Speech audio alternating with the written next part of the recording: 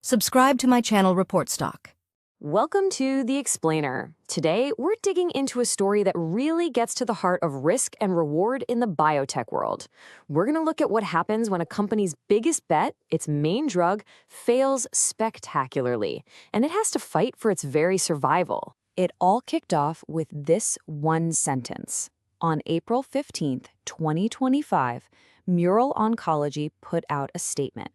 And this line right here, it triggered a dramatic, high-stakes scramble.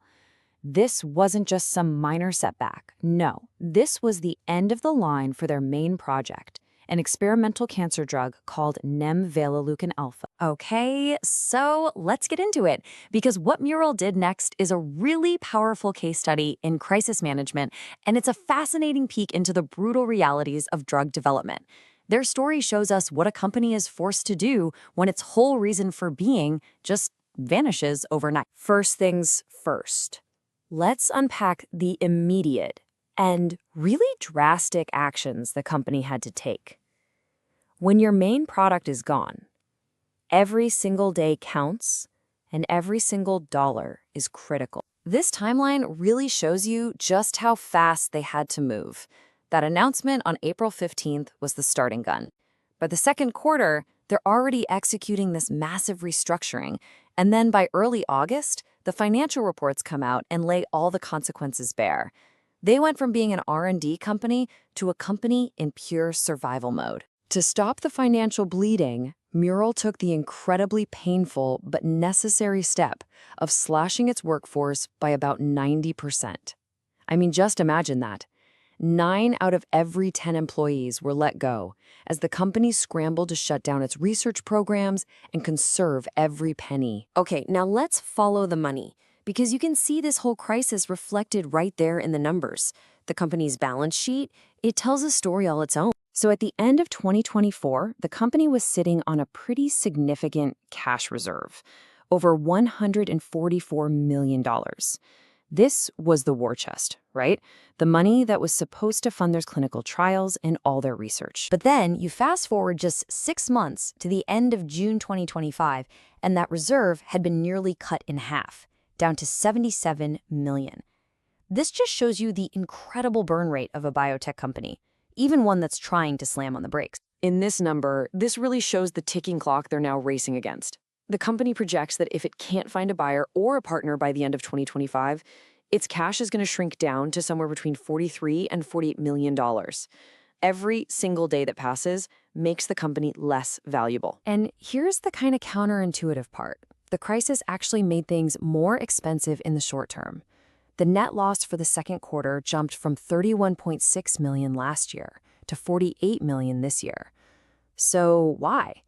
Well, because shutting everything down, ending trials, paying severance, writing off equipment, it all costs a ton of money right up front. This shows you how their spending just completely flipped. Sure, R&D costs went down, as you'd expect, but that was totally swallowed up by this huge spike in restructuring and admin costs. We're talking termination benefits, legal fees, the whole 9 yards.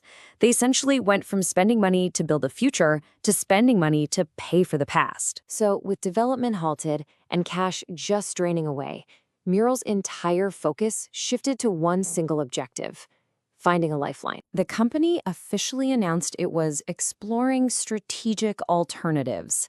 Now, that is classic corporate speak, but what it really means is they've basically put a giant for sale sign on the door. They're looking for any option that can deliver some kind of value back to their shareholders. This process can lead to a few different places. The best case? Another company buys Mural. Often, this happens through what's called a reverse merger, where a private company can become publicly traded by just acquiring Mural's corporate shell in its stock listing. The worst case? They find no takers. The company is forced to wind down completely, liquidating everything and distributing whatever cash is left to its investor. But this search for a buyer isn't quite that simple.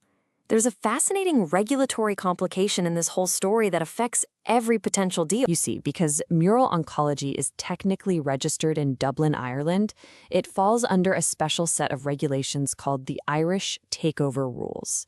The moment it announced it was looking for a deal, it officially entered what's known as an offer period. Now, under these rules, any person or company that buys up just 1% or more of Mural shares has to publicly announce it and any future trades by the very next business day.